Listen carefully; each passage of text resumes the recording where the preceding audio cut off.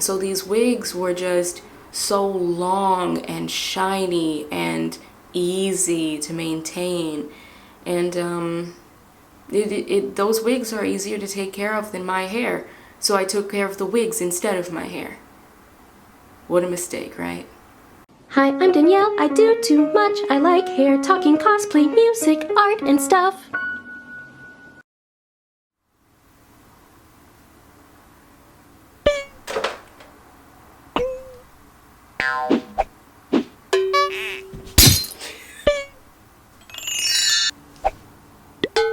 Buy a shirt, they're new. Hello and welcome to StarPuppy. I'm Danielle, your resident weirdo. Welcome to the weirdness. So, if you haven't seen the previous video on how I saved my hair, click here. First things first, on the list of things that destroyed my hair, 2018 and 19.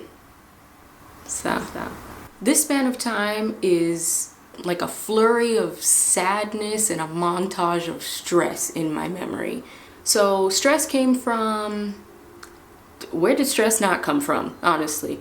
I had a job change, I started working from home, and as you guys who are now working from home or staying at home a lot more, the transition is pretty stressful. So I did that transition in 2018, and it was challenging. I also lost some friendships. Yikes. Big yikes. And up until that point, I hadn't lost a friend since like high school or so. So now, especially my crown section, which is this section right here, and also for me it was like here. Like, that part of my hair is the canary in the coal mine. If something bad is happening, that part of my hair is like, ta-ta! She's a fair weather friend. She does not stick around in any kind of stress or any kind of life change or like just bad times. Like, if this part of my hair is shedding, something's going down, and usually it's my happiness. Which brings me to my next point. Sadness. I was so sad during that time. Oh, I was so sad. I think just generally, being a young adult is very stressful and it feels so isolating because we as a culture don't like to talk about struggles for some reason. Like, you're supposed to be winning all the time, but how do you even know what a win tastes like if you've never sampled a loss, you know what I mean? It was difficult because I didn't see other people doing it, so I didn't know if it was okay. So then I just did it anyway. That's what a lot of the 20s talks are about. And because I was so sad, I wasn't taking care of myself. My water intake, which has always suffered and continues to suffer even today o'clock, was bad. I wasn't eating enough. I still don't eat enough. My exercise regimen, just nothing. I wasn't taking care of my entire body. And so, of course, like I call certain factors auxiliary factors. Like, my skin suffered greatly, my hair suffered greatly, my nails. Like, these are the auxiliaries. These are like the perks of being healthy. So that wasn't good. On top of that, I stopped deep conditioning. So not only was I not doing the pillars of health, I was also skipping the specifics of hair health. So if you saw the previous video on this topic, you know the backstory of that. But I wasn't doing it, you know? In hindsight, these things are so clear, but in that time, I thought I was doing okay. I even stopped spraying it with aloe vera juice every day. Like, that's just tried and true. I'm always going to spray my hairs. I have 4C hair, I have kinky hair, I have very dry hair. I cannot afford to not water my plant that is my head of hair Fluffnugget every darn day. And generally speaking, I'm quite a diligent person. I was raised in a way that values consistency and discipline. So I thought I was being diligent, but I wasn't. because I was sad.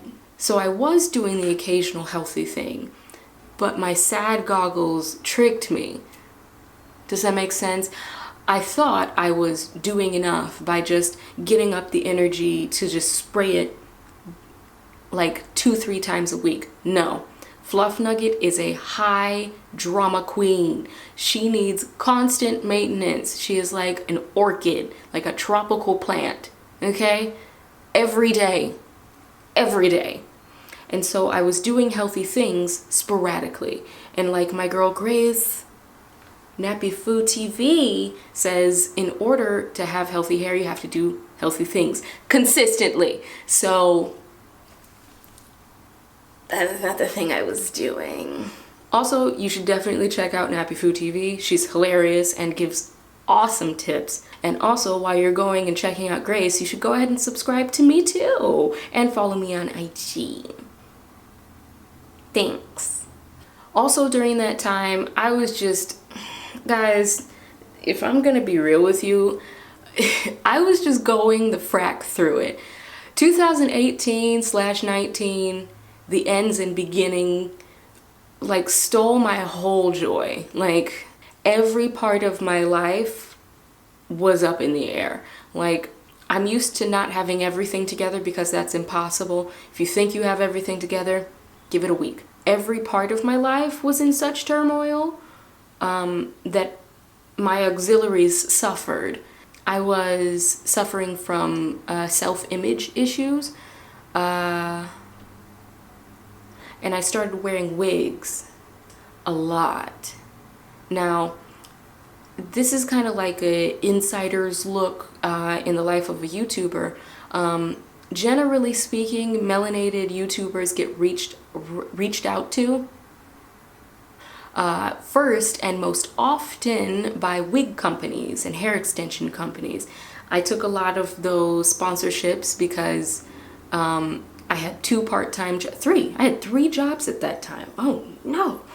And I had 3 jobs. Oh, that was another stressor, huh? Oh God, 2018 can eat my shorts. I was trying on the wigs poorly, except that one time I nailed it. Oh, that 2 time I nailed it. And like this latest time I nailed it, I've nailed it 3 times. But in that time, I was wearing wigs, but I hadn't worn wigs before, and my hair is high maintenance. Now, hear me. I'm not saying I shouldn't wear wigs, or you shouldn't wear wigs, or no one should wear wigs. I'm saying I wore wigs improperly, and that's on me. But the wigs in particular, when you're wearing wigs, I now understand that you have to take care of your hair even more diligently for my kind of hair.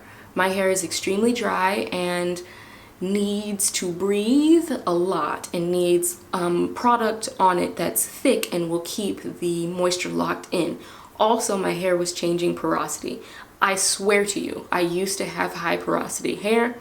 I would just spray something on it and it would just zoop it immediately, but just as quickly as the moisture was put in, it would evaporate. And also, it was way easier to style on the same wash day. And it didn't swell as much with water as it used to. And so my hair was changing porosity too. So I'm just like, all right. And then I put a wig on all that and ignored it. So, like, my head of hair, Fluffnugget, is not a cat. Okay? Cats, like I like to call them, furry roommates, are self-sufficient. You really only have to feed them, and like they might need a snuggle every now and again, depending on the personality of the cat. Yes. But mostly they're pretty independent creatures. My hair is a dog. My hair is a lap dog. I'm StarPuppy, not StarKitty. It's just, Also, during that time, the shedding had already begun. And my hair, coupled with losing that friendship, I was in the midst of losing a friendship, and my hair was shedding. I felt so self-conscious. I was vulnerable with the wrong people. I made a lot of mistakes in 2018, and each mistake just kept being a bigger mistake. I hate 2018. Forget all the people I've dated. 2018 is my most bitter ex. I didn't feel pretty. I didn't feel pretty with my hair because it was shedding even more. I was mistreating it, and it in turn couldn't maintain the volume, the density. I still haven't gotten back to the full density it could be, and that's sad. So these wigs were just so long and shiny and easy to maintain, and those wigs are easier to take care of than my hair, so I took care of the wigs instead of my hair. What a mistake, right? Now, what was really truly the nail in the coffin was a very popular series here on YouTube, which is still up and still hilarious, and I still really love it, and you should totally watch it. StarPuppy versus Shrinkage. StarPuppy versus Shrinkage came from a very honest place of wanting to control my hair so I can wear it on set for roles. I want to have my real hair on screen. So that's where StarPuppy versus Shrinkage came from, and it predates the shedding. But you can tell when it starts. In those episodes, you see the shift. Not in my attitude, but in Fluffnugget. Because it was a really fun series to make. But there are a few factors in that series that really did Fluffnugget in. First and foremost was messing with my hair every week, doing high manipulation styles with different products every week. And at a certain point, I stopped deep conditioning. That series is really hard on my hair. I needed to stretch my hair in order to show the shrinkage or lack thereof. And so the best way I knew how to stretch my hair at that time was to use curl formers. Now, I still don't have anything against curl formers or wave formers that are no longer available, because I've worn curl formers for many years now and my hair looked incredible with them. The difference was everything else, because it wasn't just the curl formers. I've been sleeping in curl formers and using them on a weekly basis my entire hair journey until the shedding. And the reason it made a difference in a negative way this time is because my hair was weaker, thinner, less healthy, drier, and just generally I was taking very poor care of it. So when I would use the curl formers in the past, my hair was deep conditioned, taken care of, having hot oil treatments on it like every couple of days sometimes, reinforcing the health of my hair. I was also taking a biotin supplement at that time, and so my hair was thicker than I think it is naturally and stronger than I think it is naturally. But don't sleep on the elasticity and the strength that I manually put into it from having a strict regimen with it every day, because I did styles on hair that was no longer healthy, expecting the results of extremely well-kempt hair. My hair broke out. Sleeping in curl formers is risky if your hair is not extremely well taken care of. So the crown is where I shed when I'm stressed, but this is where the curl formers, during the night, it would tug and pull at my roots and break in my sleep. I was breaking my hair in my sleep. My stylist, I didn't know this, my stylist let me know that my hair was broken to the root, and that I feel so remorseful towards my hair. Oh, I feel so bad.